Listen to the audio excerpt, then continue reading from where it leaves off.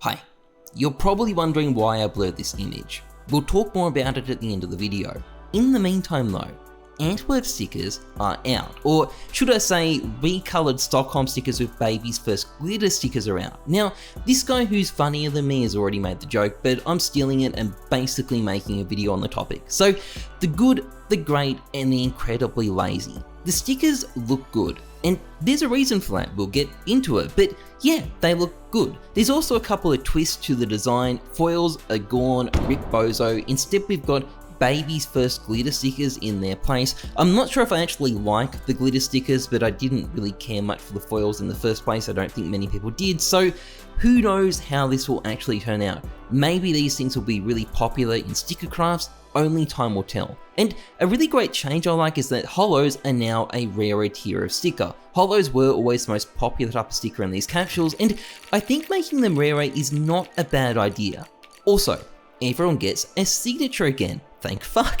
And that should mean we have signatures on the souvenirs again as well. That's something that is really badly needed. This time Valve took care of it. They don't scrape well though, don't try that. These ones do not scrape, there's no point to it. And that brings us on to the lazy. These are color swap Stockholm stickers. Now, the Stockholm stickers were great, they were really great. And some of the new color effects I've added for Antwerp look really good. Like I want to see what this baby looks like on an Asimov, for example. Okay, it's smaller than I expected, but hey, at least the colors match. But like the new Nip holo looks really cool. I'm getting some, I guess, Slavy Ukraine vibes here. I like these Furia holos too, I think they're really interesting, and there's some great purple stickers in here, which I think are going to make some really nice crafts. But again, they're still copy and pasted Stockholm stickers, and that bothers me a little bit. Occasionally, you'll hear people talking about how one major stickers are going to drop in price because a new major is coming up, which they do, and it has happened here with Stockholm stickers, but these movements have always been blips on the radar that generally haven't mattered much long term, and part of the reason for this is that the stickers often just look too different. Like you're not going to be mixing up a Berlin sticker and a Katowice sticker, for example.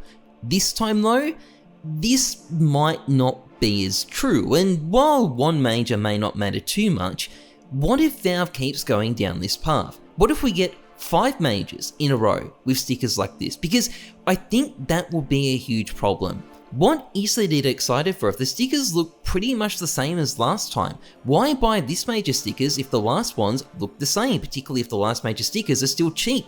2, for better or worse, Valve has always changed the sticker designs in the past, and while I like their current design, I do think it needs to be changed at some point. One major like this doesn't matter. At the end of the day, these are still good stickers, but to me, they're alarmingly awesome. That's my catchphrase. I'm sticking with it. Fight me. That said though, there is zero reason at this point to start jumping to any kind of conclusion when it comes to investing in these stickers, and I'm going to illustrate that by doing a bit of a post-mortem on the Stockholm stickers and hopefully highlighting some do's and don'ts when it comes to this sort of stuff. Stockholm did not look like good investments first, and a big part of the problem here was that they actually were good looking, but this meant you'd naturally expect people to invest a lot in them, potentially over-invest in them. And even worse, during the sticker sale, there was a currency glitch that allowed people in Turkey to buy them at a massive discount compared to the rest of the scene. And given that, you would expect them to be torpedoed as investments, but they weren't. A little while after the sale, I came across a YouTuber called Fells who was doing these really good breakdowns of how many stickers were out there, and I was shocked to discover that they were radically underinvested in. And given how good looking they were, and how rare they were, and how many crafts were being made with them, they seemed like an incredibly solid pickup for an investment, and I was fascinated enough by the way this had played out that I made another video about it, and this video made its way to Reddit where the community had a calm, reasonable, and I'm kidding, they went fucking mental. People immediately started labeling me a price manipulator, others started bashing my content, one person insulted my entire audience and said they're clowns eating up my shit. That's right, if you're watching this video according to this guy, you are a clown eating my shit. And one guy wrote an entire fucking novel about why I was wrong. A jarbled, messy, smug, and incredibly self-righteous novel where he still spent half the time agreeing with me for some reason. Now, spoiler alert, I was right, these guys were wrong. Stockholm stickers were amazing investments, although the real credit here does go to Fells because he's the guy who actually kept track of these numbers in the first place, so thank him, don't give credit to me. But anyway, this whole episode is a great example of the do's and don'ts when it comes to investing. Firstly, fundamental analysis of the numbers, supply, prices, the number of crafts, stuff like that, can be incredibly useful when you're making these decisions, but you need to wait for that information to actually be available. Patience is really important when it comes to this kind of stuff, and it wasn't until well after the sale that it became clear Stockholm stickers were a solid investment. Jumping in early isn't much better than gambling. Secondly, the market can be extremely irrational and you can exploit that. Now, there are two dimensions to this. Firstly, you've got Redditors on a subreddit dedicated to analysing the Steam market, having a meltdown because I stated the obvious about the Stockholm stickers and writing smug essays loaded with confirmation bias and weak excuses to reach the conclusions that they clearly already started with.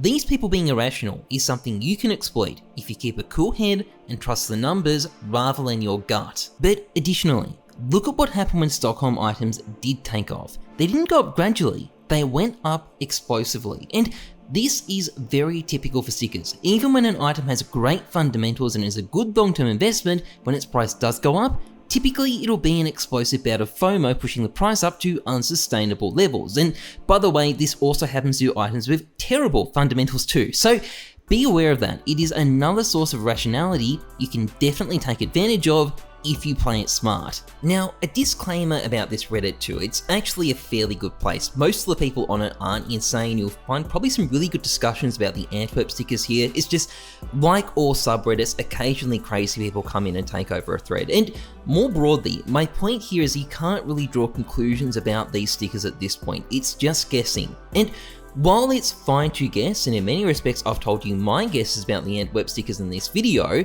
it's going to be a long time before we have any idea how these stickers are going to perform. And again, at the end of the day, it's really important to trust the numbers, not your gut. Oh, and about this AK, I hope you like this joke because you are going to be seeing a lot of it.